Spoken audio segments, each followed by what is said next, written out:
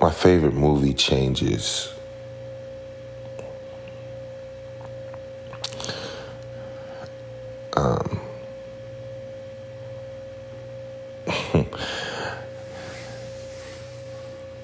For different reasons, but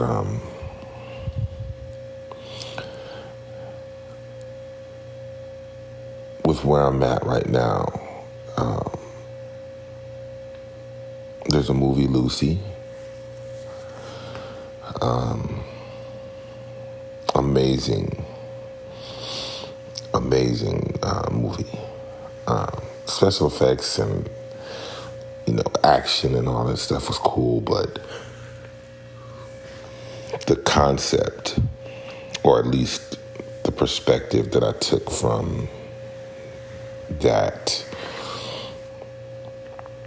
film is something that it's really resonating with me.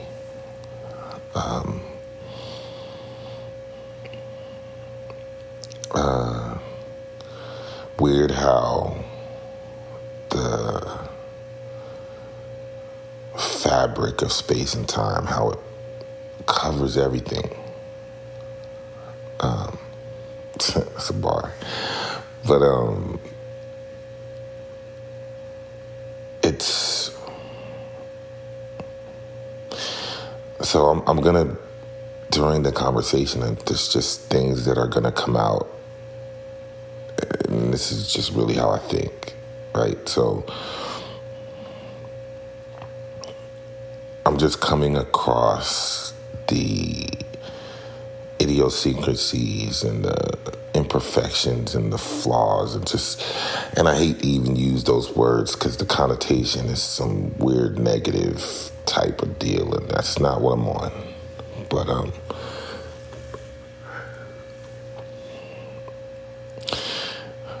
when I made that comment about the movie, in my head, I'm kind of trying to decide, do I feel comfortable being autonomous in my thought and just saying that what I'm thinking about kind of coincides coincidentally with the plot of the movie or the concept of the movie or the perception that I got from the movie, or am I going to say the movie actually put that thought into my head and now I'm kind of aligning myself with it? It's weird how, as people, I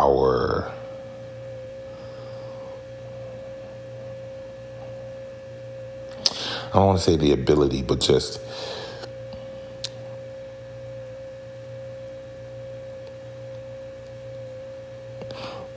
we simultaneously want to be a part of something and be individuals, right? Without acknowledging the intersectional nature of that. Like,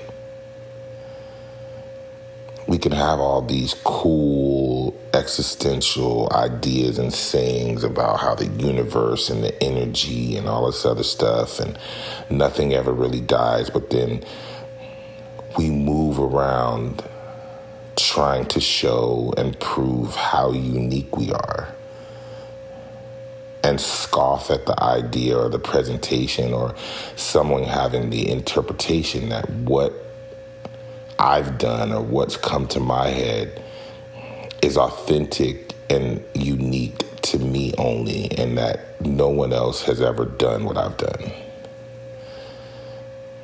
And I just found myself in the moment,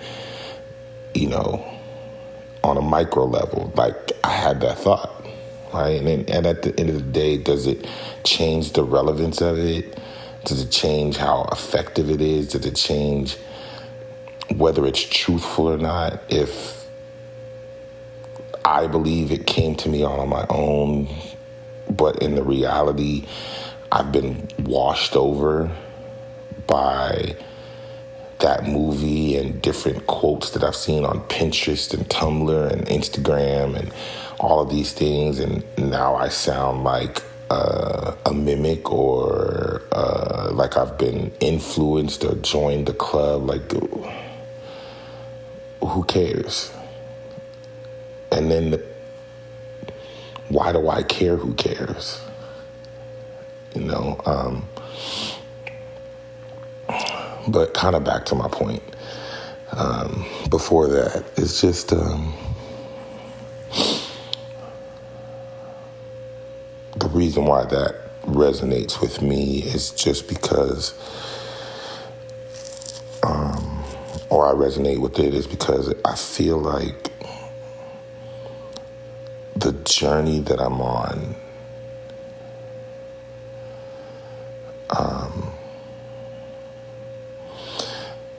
is, I don't think it's difficult for people to understand, but from the outside, right?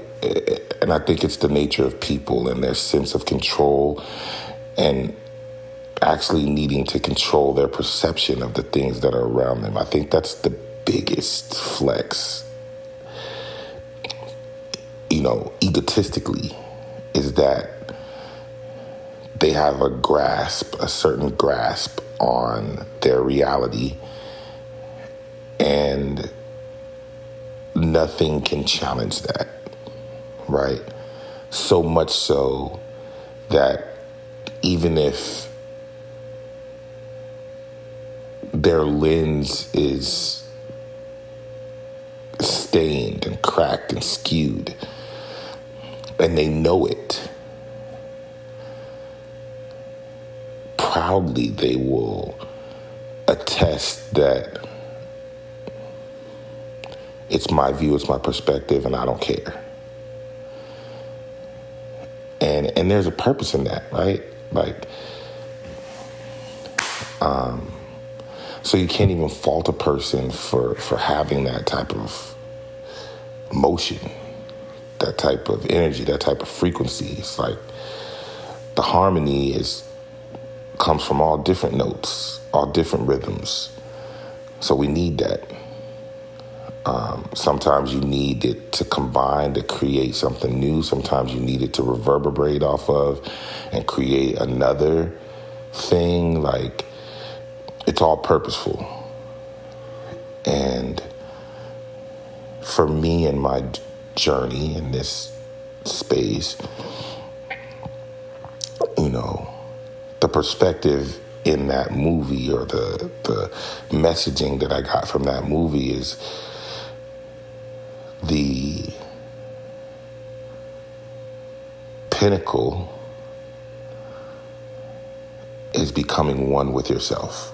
It's taking all of your experiences and all of the exposure and the knowledge and the perspectives that you get and applying them to you. Because ultimately you are of use to the existence that you're a part of.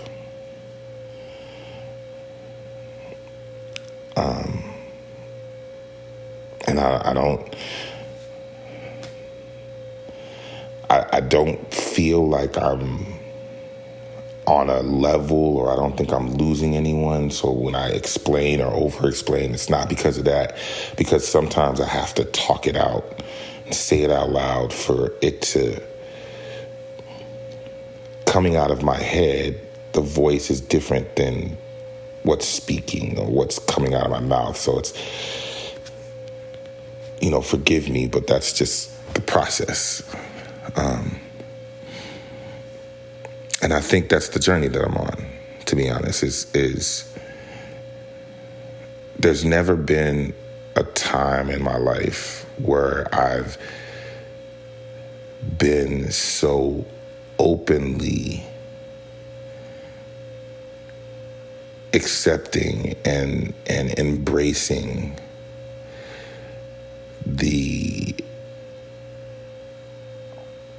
my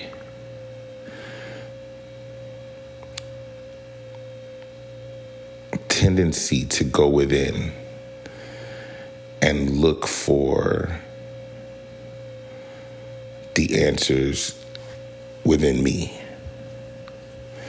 It doesn't mean that I take accountability for the things that are outside of me, but it just means that I start my perspective inside. And it's strange to experience how my reality moves, or what it looks like is going on the further in I go.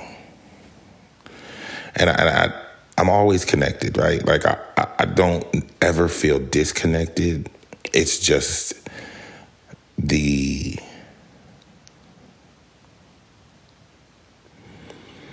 those connections change. How deep they are change. The source of the connection,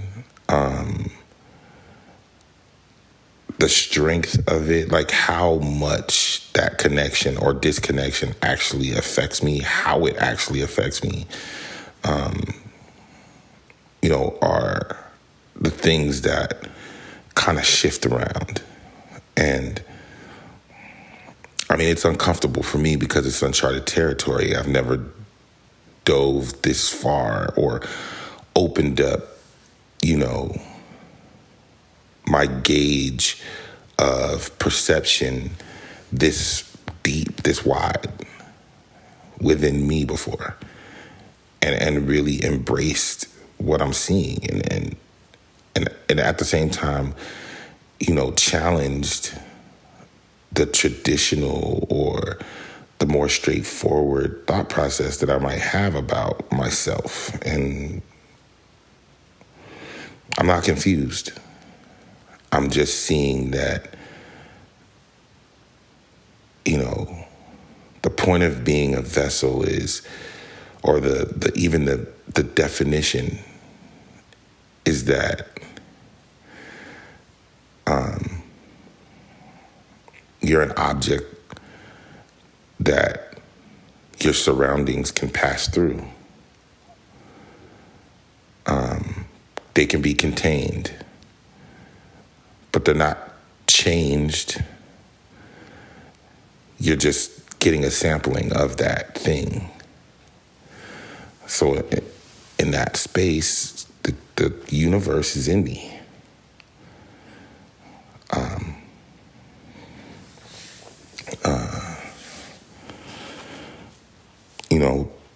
The idea of being a sentient being and having a perspective and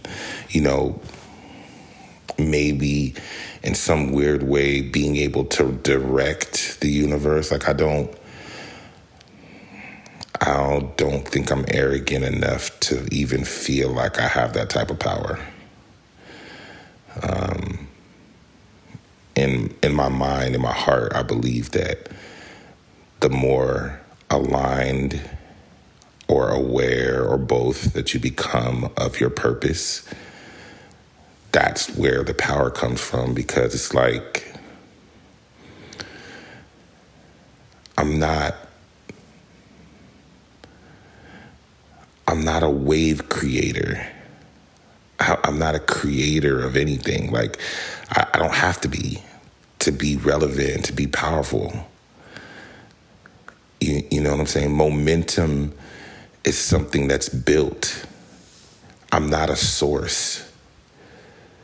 You know what I'm saying? And there's nothing defeatist about that. It's real. How does anyone of faith, any type of faith, it doesn't have to be religious, any type of faith, how can you say these things and acknowledge this great power and then like put yourself in the same place as that when you're so young and compared to existence? People live 100 years, maybe. We're in the year 2024, about to be 2025. That's not even 10% of the time that we, mark as AD. Like it's weird, right? It's weird, and honestly, these are things that I'm saying in the moment because none of this is scripted. Like I'm really just as I'm talking and saying this out loud. It's so clear that in my head, this all seems so hypocritical, and it's hard for me. Not necessarily, it's not hard for me to relate, but I think it's hard for people to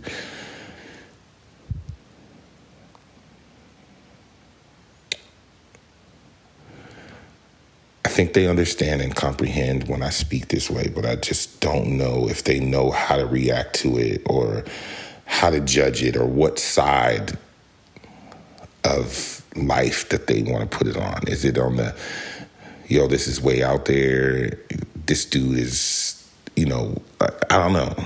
I don't even want to speculate, but it's just,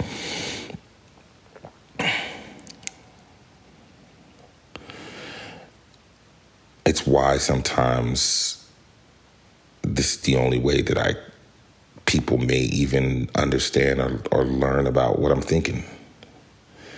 Because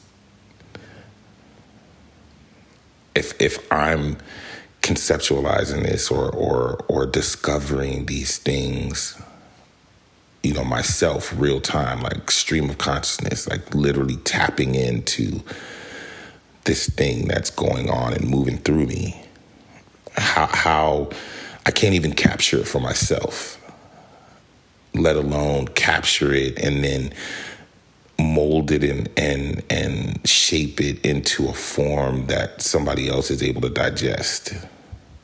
It's not that, right?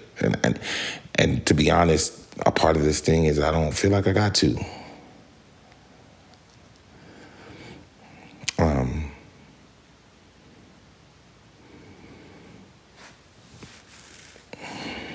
Yeah. Back to the original point is more just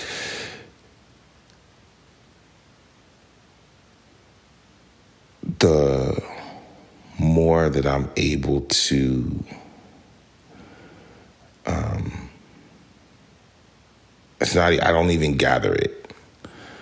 It's literally like it's weird how in that movie, if anybody's ever seen it, they understand. But if not, this young lady, she gets exposed to a synthetic version of a chemical that is actually considered the spark of human existence. It's a chemical that's released that is so powerful. It's like the Big Bang for the human cell. And life is initiated and thrown into high gear and production from this chemical. And she is exposed to a synthetic version of it, and it all of a sudden breaks the barriers and bonds that supposedly unlock the infinite potential of the human brain. And she becomes, super intelligent, super just everything. Like it's an unimaginable what's theorized about what a person can do with access to a greater percentage of their brain power and ability. But anyway,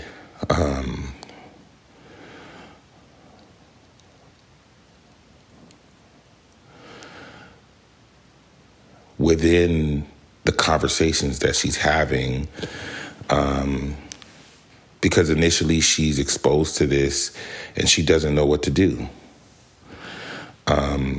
She begins to, or she articulates that with the more that she's exposed to and learns, the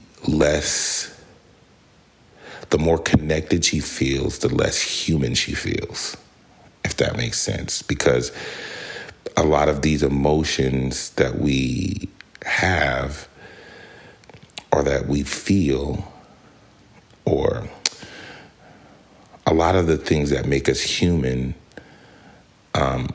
come from a lack of knowledge, a lack of experience, a lack of exposure, a lack of understanding. I think that's a better word. So it's almost like for her, the more she understands, even though she knows and acknowledges the emotions, she can't react emotionally or humanly because she understands where they're coming from. It's almost like it's hard to be angry with someone when you understand why they did the things that they did to you. Once you can have empathy, it's hard to hate. Like that concept on a million, right? And the person that's a scary thought for her because, I mean, she was just normal a week ago. And now all of a sudden she has all of this information and she feels like she's losing herself. And she's speaking to a scientist, who's a specialist in this field as far as studying and stuff. And that gentleman says to her, the purpose of a cell is to pass on everything that it has or everything that it knows. So for you, talking to Lucy, the thing that I would suggest you do is pass it on, everything that you know. And in the end of the movie, she, at her most powerful, gathers all of these experiences, all of these things that she's been exposed to, basically the universe, and turns herself into a thumb drive. Something that can be plugged into anybody's computer, and access to the universe is able to be passed on to anyone.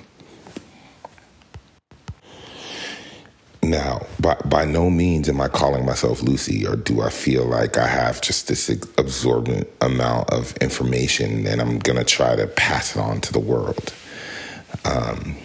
What I'm saying is, what I relate to is with everything that she knows and understands. One, the sensation of feeling disconnected from human emotion, and that doesn't mean not feeling it. It means understanding it to a point where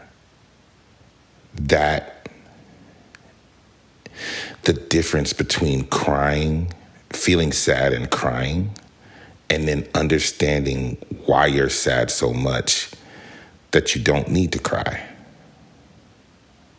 That it's somehow rationalized, right? It doesn't mean that you're not sad. It just means you understand the sadness so much that your visceral, your physical reaction is not the same because you understand it.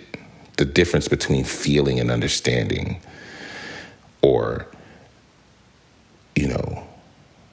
the difference between feeling and understanding is how it's expressed, how that emotion is expressed, or whether it needs to be expressed. But definitely how.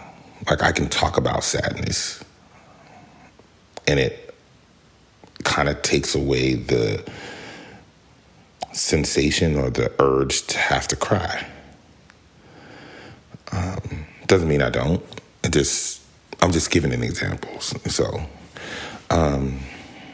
there's that piece that I relate to. And again, it's not about understanding others. It's about diving into myself and understanding how and where I get to emotionally, intellectually, mentally, in that way. And then as I turn and look outside of me, my perspective is different. I'm not so up close to the situation. I'm further back and I have a different viewpoint, a different vantage point, and I'm processing the interaction between me and another person in a totally different way. And it's not, and I understand that it's purely from my point of view. Just my point of view is different than the point of view when I was right there in the surface, in the mix of it. I feel like now I'm in a place where I'm a step back to get a grander, more complete view or picture of whatever's happening so I can apply this information or these experiences that are flowing through me to this situation. And it's unfortunate, but it's intriguing how people react to your non-reaction when people have an expectation of a certain level of engagement, and when it doesn't happen that way, it is presumed to be disingenuous or like there's a lack of connection. But I'm more connected, I think, than ever. Just the nature of that connection is different. And how it comes across is different. But I'm connected. Always. I have to be. It's my life. Even when people say that they're not, those are just attempts, I feel like, to disconnect. And that's why it seems so erratic. It's like they're closing their eyes to it, but it's still there. The consciousness is a powerful thing. But yeah, so back to the point is like, so that level of knowledge where it changes the expression or lack thereof of emotion is something I relate to. And then feeling like my experiences, the things that are going through me, my primary purpose, especially since I have a legacy, children, and then even a responsibility to the ethos outside of me is to, I don't want to say a responsibility, but it's just what we do, right? People are watching, is to pass that on, right? To gather up as much, to be as true and authentic to the things that are, again, passing through me. And to pass that on.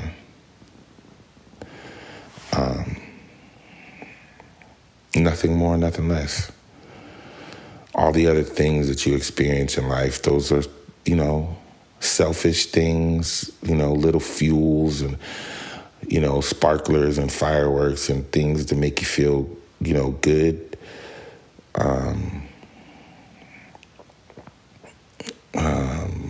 In little moments of instant gratification. Another purpose, something that you can hold a little bit tighter to you. But it's all perspective, really. None of it's promised. It's, finding and connecting to that bigger thing and really aligning yourself with that being not just enough, but everything. It's strange for humans. Humans are so selfish that they actually personified their God as selfish. That is crazy to me.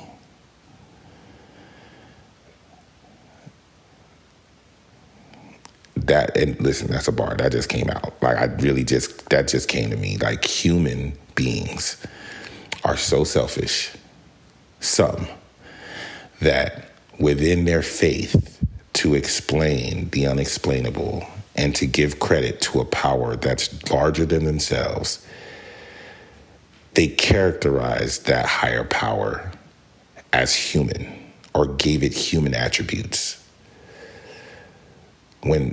If I created something, do I ever feel like that thing, me and that thing, we're not the same? And listen, there's so much more in that space. I'm not even going to go there, but that's crazy to me.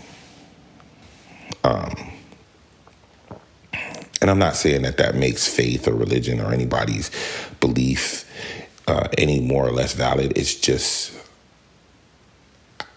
just feels and seems and sounds contradictory. And not even contradictory, it sounds convenient. It sounds like a way to feed the ego in the most obscure, eccentric, but also straightforward way. How more can I say that I have the power of God by giving me and God, and I'm not talking about God, Christianity, or anything specific. I'm just saying God, like, let's say the omnipotent, the higher power, to give it a characteristic that him and I, or that and I share.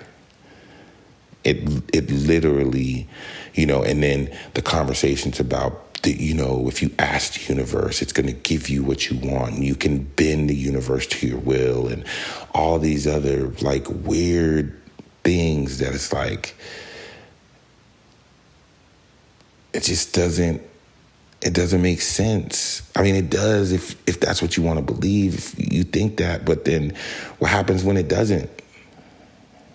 Then you just give it up to circumstance and say, oh, well, I guess that wasn't meant for me. How do you determine which things you're asking for that you get that are meant for you, and the things that you ask for that you don't get aren't? Like, how does that work? Are you powerful? Are you all powerful, or are you not? Are you only powerful when you agree and are not powerful when you don't? Like, what are we talking about here? Like, losing the ego for me. Yeah, ego death is a big deal. But how all of that relates to where I'm at in my life right now, it just is, there's a level of examination, self-examination, self-discovery, and I'm not talking about discovering me, I'm just talking about myself actually doing the gathering and the allowing, or not allowing, but acknowledging what's actually happening is that I'm immersed in and a part of the continuum. I got my arms outstretched, my legs outstretched. I'm wiggling my toes and my fingers. I'm, doing neck rolls and rotating my head around and just letting everything wash over me, trying to feel where I'm being pushed to be a part, to go, where the flow goes, and then putting my energy and intentions behind that, feeling the pulse and synchronizing myself with it the best way that I can. And then taking that with which I experience and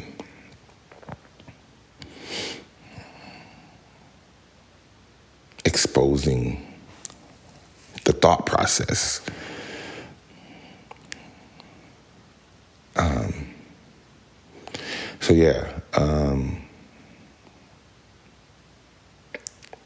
I know this might have been like an all over the place conversation, but it just again, I'm gathering myself, and the truth lies here.